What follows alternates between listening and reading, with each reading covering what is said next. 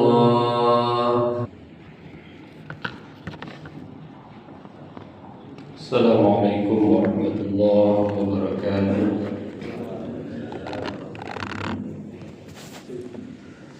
Alhamdulillahirabbil alamin. Wal 'aqibatu lil muttaqin.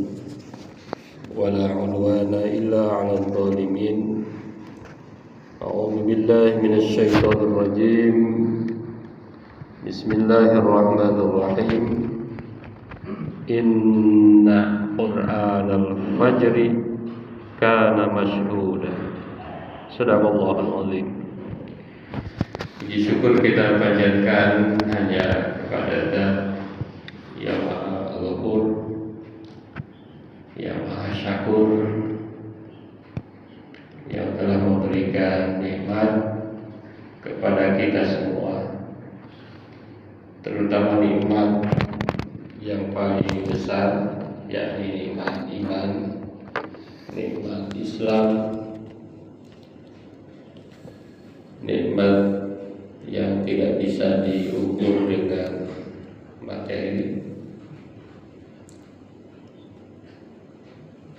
karena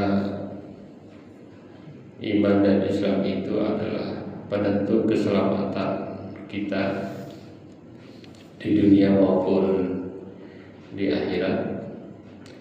Salawat dan salam mudah-mudahan senantiasa tercurah kepada panutan kita, Nabi besar Muhammad sallallahu alaihi wasallam. Para bapak, para ibu jamaah yang dirahmati Allah, pada kesempatan ini izinkan saya menyampaikan satu sharing materi yang berjudul Hening Fajar, Kuat di Zaman, Menemukan Ketenangan di Tengah Dunia yang Bising. Ketenangan itu di zaman sekarang begitu sulit didapatkan. Manusia penuh dengan kebisingan. Dunia ini penuh dengan kebisingan.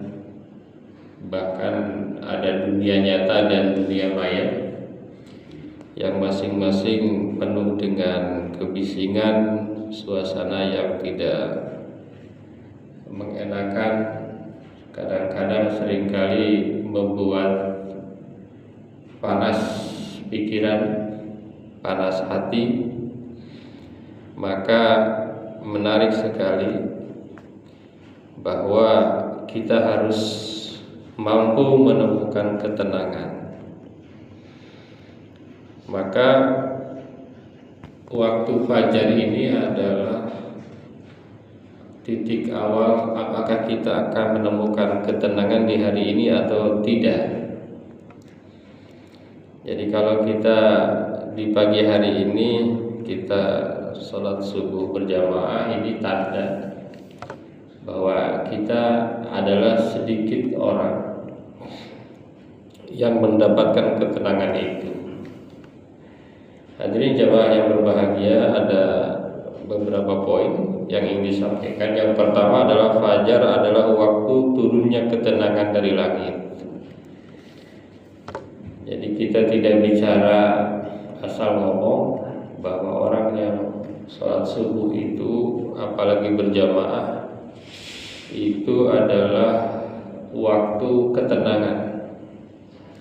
Sebagaimana Allah Subhanahu wa taala menyampaikan, inna Qur'anal fajri kana mashhuda. Sesungguhnya salat fajar itu disaksikan oleh malaikat. Jadi kata Quran di situ artinya salat.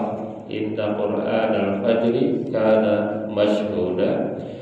Sesungguhnya salat fajar itu disaksikan oleh para malaikat. Maka pantas ada di ayat lain, hafizu 'alas sholawati was sholatil wusta wa qumu lillahi qanitin. Jagalah salat dan salat wusta. Salat wusta itu kenapa dikhususkan? Karena utama. Salat wusta itu salat apa? Salat Isya dan subuh. Maka membedakan Islamnya yang benar-benar Islam itu di isya dan subuh. Kalau dia subuhnya berjamaah itu tandanya Islamnya tinggi, imannya tinggi, levelnya tinggi. Mudah-mudahan kita tergolong ke dalam itu, dan memang itu adalah ketenangan karena kita ini dikelilingi oleh para malaikat, dikelilingi oleh makhluk-makhluk yang senantiasa bertasbih kepada Allah Subhanahu wa taala.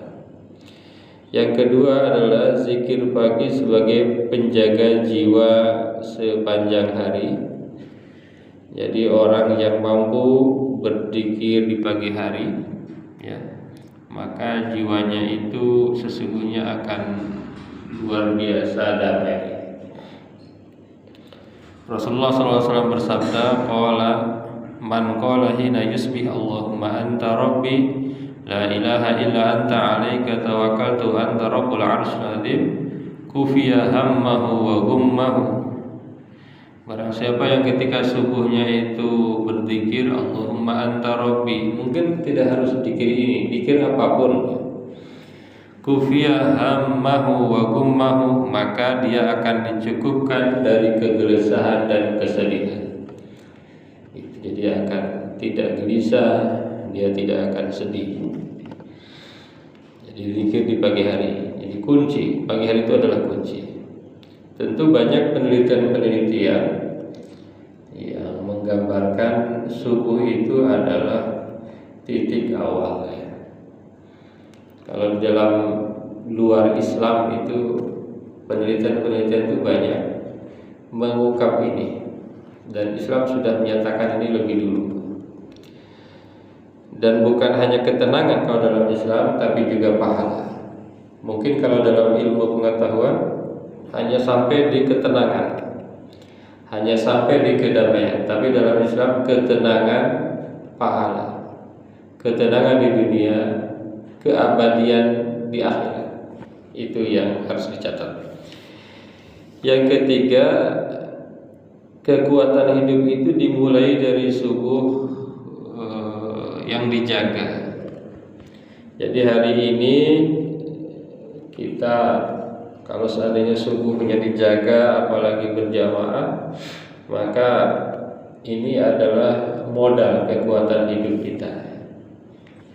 Jadi kalau diteliti, orang yang stres, yang depresi itu ada nggak sih orang yang sesungguhnya dia rajin jamaah subuh? Belum diteliti sih, tapi saya yakin orang yang rajin subuh berjamaah itu insya Allah hilang dari semua itu.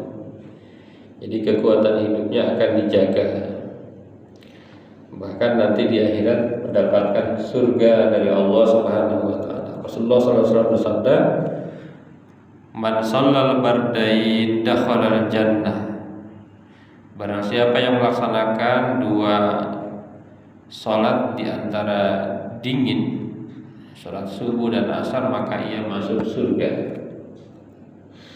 Ini luar biasa, ya. Jadi subuh ini harus diajarkan bagusnya kepada generasi kita.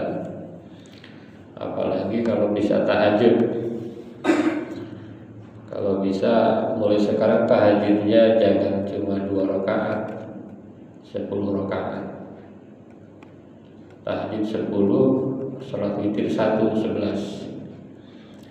Tambah salat duhanya 12. Di samping salat fardu dan salat rawatib, coba itu yang salat sunnah. Gitu ya. Coba buktikan banyak perubahan dalam hidup kita, ya. Perubahan fisik, kesehatan, rezeki, kedamaian, ketentraman, kebahagiaan. Insya Allah itu akan berubah. Yang keempat, yang terakhir yang disampaikan adalah keheningan fajar mengajarkan refleksi dan fokus. Jadi kenapa kita ini bangun fajar? Ini kan mengajarkan fokus, mengajarkan adanya refleksi diri kita, ya. Mengajarkan bahwa kita ini merenung di situ, tidak banyak kebisingan. Bahkan di antara ciri orang yang bertakwa itu adalah wa bil ashari hum yastaghfirun kana bil-laili qalilan ma yahja'un. Dia malam harinya sedikit tidur. Sedikit tidur itu kalau di zaman sekarang kebalik, begadang. Anak-anak begadang, bukan itu. Jadi justru dibalik, tidurnya cepat, bangunnya cepat. Bukan tidurnya lambat, bangunnya lambat. Meskipun ada penelitian katanya tidur itu tidak bergantung kepada waktu, yang penting bergantung kepada durasi dan kualitas. Saya kira ini penelitian ini perlu penelitian lanjut. Perlu penelitian lanjut karena ada sesuatu yang lain kalau tidurnya itu di waktu yang lain. Misalnya di dalam Islam, para ulama menganjurkan tidak boleh tidur setelah subuh. Kalau hanya berbasis penelitian, kapanpun sama aja tidur. Yang penting kualitas dan durasi. Saya kira tidak. Tidur setelah subuh itu jelas kita merasakan ketidaknyamanan luar biasa. Tidur setelah asar juga sama, merasakan ketidaknyamanan yang luar biasa. Tidur habis maghrib sebelum isya juga sama, merasakan ketidaknyamanan yang luar biasa. Jadi betul-betul bahwa pagi itu merefleksikan bagaimana agar kita mampu refleksi diri dan fokus. Berbahagialah kita yang masih istiqomah untuk bangun pagi, sholat tahajud, syukur-syukur mandi pagi. Tapi dengan gaya Rasulullah, mandinya kaki dulu, kaki baru ke atas. Baru bangun kita langsung mandi, insya Allah segar, sangat segar, sangat indah, sangat sehat, sangat bahagia. Bahkan bahagianya itu bukan hanya bahagia dunia, tetapi bahagia akhirat.